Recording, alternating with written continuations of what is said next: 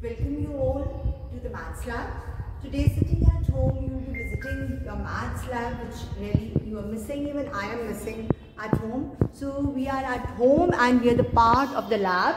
I'm just showing you the overall view of this lab first of all, and then I'm just taking you to the particular teaching aids which we have in our lab, which are related to your topics, which I'm showing you one by one, which we usually show to students when they are doing the chapter in the classes. So this is the overall view. You can just see a lab. We have colorful things here, which are really made by for the students, and some of them are made by the students, you only. What projects you are making at home, when you are coming to school, we are going to make them the part of our Maths Lab. Now I'm just showing you, just see this bakers and these prisms and pyramids and some non-polyhedron also, and the different things we have, the different beautiful charts of the symmetry we have, and some formulas, formulae of profit and loss, some 3D basis, 3D geometrical figures which are there, we are showing you the nets of those 3D figures. Also we are showing some charts made by very small children with their little hands, and they are the part of the Maths Lab. Some games also which you are playing in the lab, which will teach you the concepts of integers and various other concepts in a very, very playful manner. So you just can see the lab and the things which we have kept here for you, and I'm just showing you then later some of the things which are correlated with your topic. Lines, showing you the concept we have learned in parallels. First of all, we have learned that when the lines are parallel, alternate angles are equal. I'm showing you the alternate angles, and see, they are equal. I'm putting one over the other, and they are equal. Just can you see they are equal? These are alternate angles and they are equal to each other. So we have actually proved, and the lines are parallel. Right? If these angles are not equal, then the lines will not be parallel. Even then they alternate. So it's very important that we can just see this concept practically. So they are alternate angles and they are equal to each other. Now we are moving on to the next concept, that is corresponding angles. You just see, these are the corresponding angles, and I'm showing you that they are equal to each other. So can you see they are equal? Yes, and they are corresponding. And if the corresponding angles are equal, only then the lines are parallel. So this is parallel to this because the corresponding angles are equal. And if they are parallel, then the corresponding angles are equal. Now the third concept, which is very important and many times it's confusing also. This is the co-interior angles forming on the same side of the transversal. And if the lines are parallel, they are supplementary. Supplementary means that their sum is equal to 180. Let's see. Yes.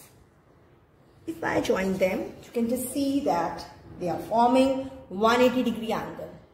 They are supplementary because they are co-interior. I'm showing you once again.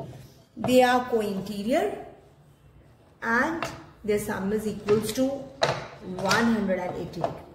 So we have proved that if the lines are parallel, co-interior angles are supplementary. So these are the three very important concepts we have learned in the chapter of parallels.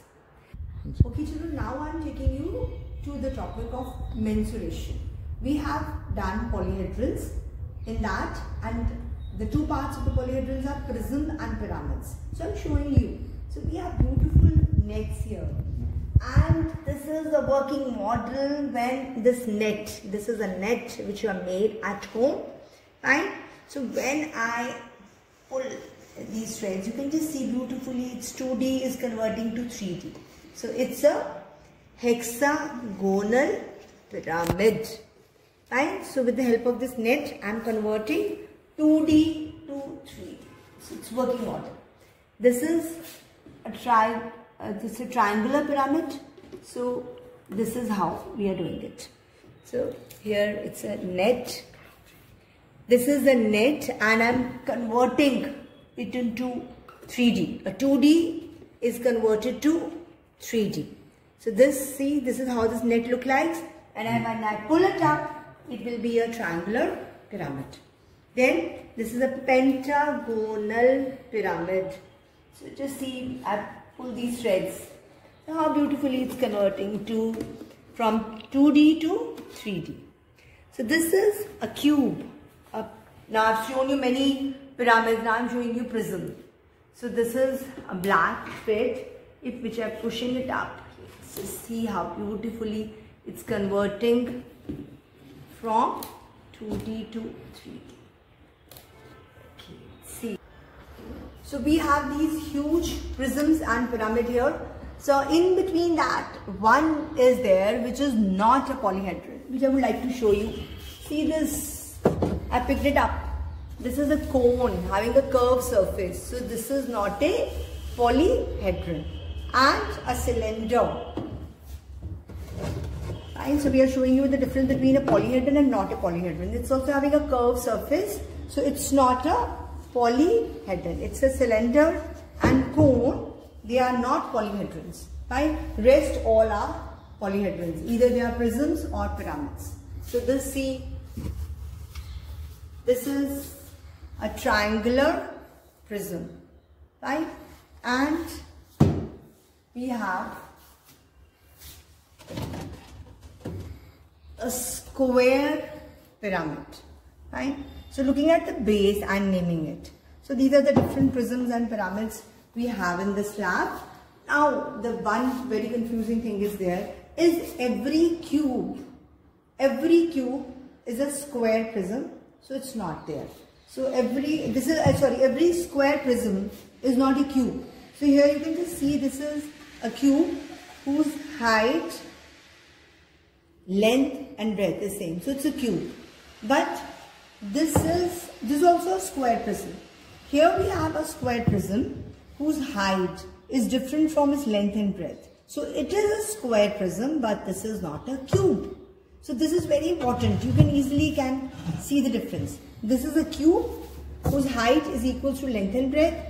And this is a square prism which is not a cube because its height is different from its length and breadth. So every cube is a square prism, but every square prism is not a cube. So you can easily make out the difference. And student, I feel that you really enjoyed this visit, and sitting at home you feel like that you are here in the school, which you are really missing. Even I am missing you too, and I am missing my school, working. So I am just showing you this lab so that you enjoy and you learn the concept in a better way, and I can just show you the things we have in the school which are made for you, especially for you. So if you are not looking into these things, that the purpose behind making this maths lab is wasted. So that's why I thought that you should have a visit to the maths lab, and I hope you enjoyed it. Thank you so much.